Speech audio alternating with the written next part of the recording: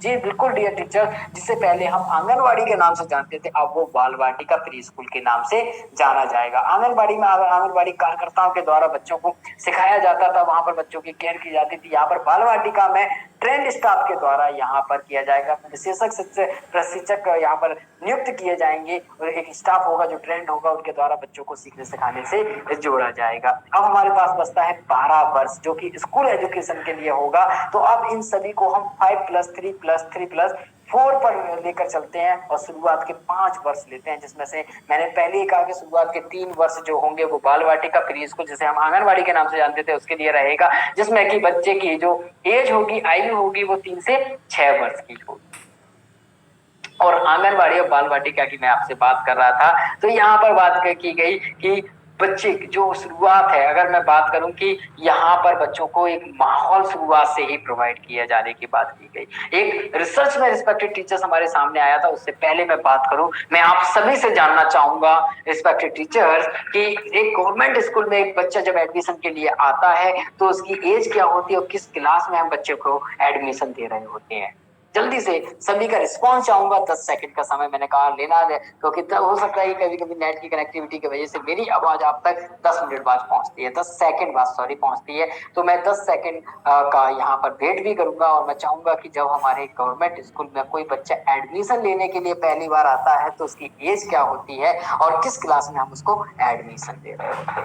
तो यहाँ पर रसीदा खातून मैम, मधु मैम, मेरी नैनी शुक्ला मैम, रूपम मैम, हेमत, इकबाल सर ने सभी का रिस्पांस मेरे पास आ गया। रूपम श्रीवास्तव मैम ने सबसे पहले कहा कि क्लास बच्चे की आयु जो होती है वो 5+ मतलब 6 वर्ष की क्लास 1 में हम दे रहे होते हैं। Ahmad sir, Sarvadhaman ma'am, Sonu, Subhash, Sanjay, Nidhi ma'am, Madhukar Upadhyay sir, thank you so much आप सभी के रिस्पांस के लिए। अब मुझे क्लियर हो गया है कि 5 साल से ऊपर के बच्चे को हम एडमिशन देते हैं क्लास 1 में। एक रिसर्च में सामने आया था कि 5 वर्ष की आयु तक बच्चे का 85% माइंड का डेवलपमेंट हो जाता है, मतलब 85% बच्चे के मस्तिष्क का विकास हो गया है, तब हम उसको स्कूल एजुकेशन से जोड़ रहे होते हैं। और यहाँ पर बात की गई है बाल वाटिका के माध्यम से कि बच्चों को 3 से 6 वर्ष से ही हम उस माहौल में, उस वातावरण में बच्चों को प्रयास करेंगे जब उसकी डेवलपिंग स्टेज होगी माइंड के डेवलप करने की। तो इसी को ध्यान में रखते हुए बाल वाटिका का यहाँ पर निर्माण किया जाएगा और इस स्टेज को हम बोल रहे होंगे फाउंडेशन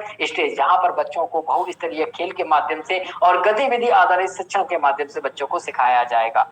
अब 5 की बात की गई तो शुरुआत के 3 वर्ष बाल वाटिका क्लास 1 और क्लास 2, जहां पर एज होगी 6 से 8 वर्ष की, जिसको हम फाउंडेशन स्टेज के नाम से जान रहे होंगे। लेकिन प्राइमरी स्टेज क्लास 5 से बनती है और क्लास 1 और 2 की बात होगी तो हम 3 को ले रहे होंगे, 5+3 को लेंगे और यहाँ पर क्लास 3, क्लास 4 और क्लास 5, सॉरी क्लास 3, क्लास 4 और क्लास 5 में होंगे, जहां पर स्टूडेंट की जो एज होगी वो 8 से 11 वर्ष की होगी। और हम बात कर रहे होंगे प्राइमरी स्टेज पर, और यहाँ पर बच्चों को जो सिखाने का जो माध्यम होगा वो खेल खेल के माध्यम से, खोज आधारित शिक्षण के माध्यम से और इंजॉयबल क्लासरूम के माध्यम से। जैसे अगर हिंदी में बात करें तो संवादात्मक कक्षा कक्ष शिक्षण के माध्यम से बच्चे को सिखाया जाएगा, जिसमें सभी बच्चे संवाद करते हुए, अपनी बातों को रखते हुए, डिस्कशन के माध्यम से कॉन्सेप्ट को समझ रहे होंगे।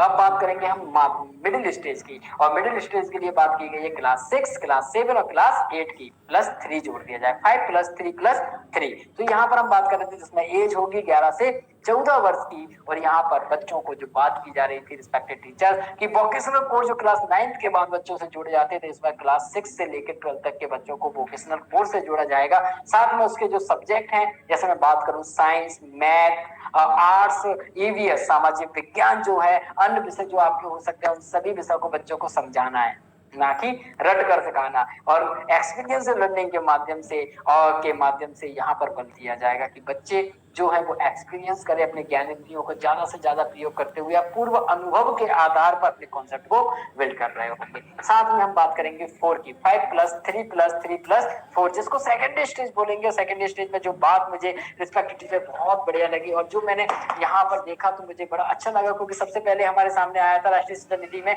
कि जो एजुकेशन स्ट्रक्चर वो 5+3+3+4 का होगा।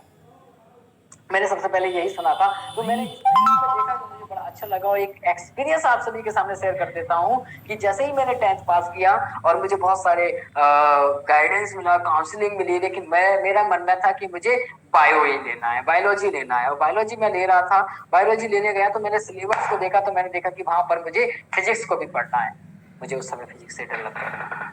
मैंने कहा फिजिक्स पढ़ना है, मैंने पूछा तो वहां पर बताया गया कि बायोलॉजी के साथ केमिस्ट्री फिजिक्स भी कंपलसरी है। एक डर था, किया तो लेकिन डर के साथ किया। लेकिन राष्ट्रीय शिक्षा नीति 2020 के न्यू एजुकेशन स्ट्रक्चर में बात की गई है कि यहाँ पर बच्चे अपने विषय को चयन करने की पूरी स्वतंत्रता रहेगी, मतलब वो बहु विषय अध्ययन कर सकता है। इसके लिए पूरी फ्लेक्सिबिलिटी वहां पर दी जा रही है और यही राष्ट्रीय शिक्षा नीति 2020 के न्यू एजुकेशन स्ट्रक्चर में शामिल किया गया है। 5+3+3+4 ये मैंने आपको बताया। क्या यहाँ आपको सभी क्लियर है? यदि क्लियर है